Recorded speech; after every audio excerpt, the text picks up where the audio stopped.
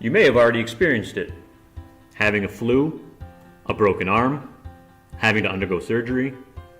You went to the doctor or were taken to the hospital, where you received the medical treatment you needed in that very moment, probably taking it for granted. But actually, all of this is possible because you live in a country that provides you with universal health coverage. You may have heard of this concept before. But what does it actually mean? Universal health coverage, or in short UHC, basically means that all people in a country have access to the health services and treatments they need, get services of a quality that helps them to be cured and improve their health, and are protected against paying high prices for health services they cannot afford, ensuring that the cost of those services are not a financial risk to individuals or families. Especially in many developed countries of the world, UHC is a reality, but the situation is very different when looking at the developing world, especially in Sub-Saharan Africa. Also, the World Health Organization argues that for coverage of several basic health services, including family planning, immunization, and improved sanitation, Sub-Saharan Africa lags well behind the rest of the world. But what does that mean, going back to the definition of UHC? It usually means that as soon as one part of the definition is not fulfilled all the way, the country does not qualify as having universal health coverage. Countries either have UHC or they do not have it. But what about all the countries that are somewhere in between that? Can we really say it is that simple? Surely we cannot claim that all countries in between having and not having it are exactly the same.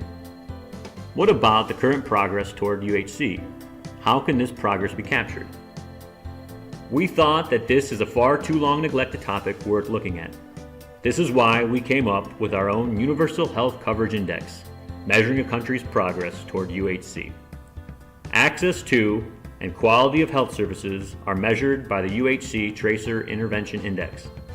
The protection against financial risk is measured as out-of-pocket payments as a percentage of private expenditure on health. Together, those two build the UHCI, the Universal Health Coverage Index.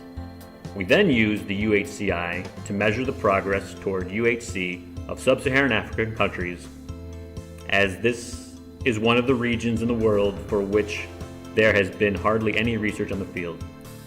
This map of Sub-Saharan Africa shows the countries with little progress toward UHC in shades of lighter green, and the countries with more progress in shades of dark green.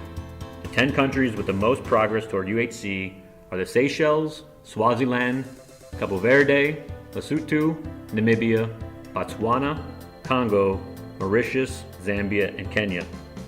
So why is the UHCI well suited to measure progress toward UHC in Sub-Saharan Africa?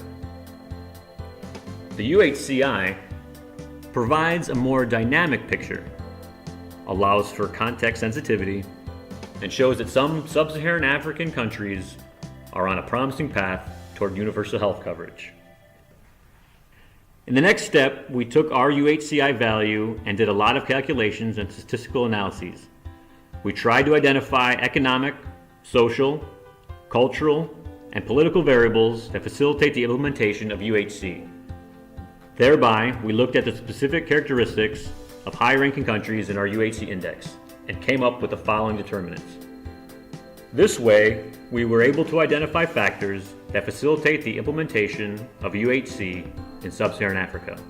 They are high gross domestic product per capita, small country size, high human development, low levels of multidimensional poverty, and low levels of cultural and ethnic fractionalization. But how can we use these insights to improve the situation?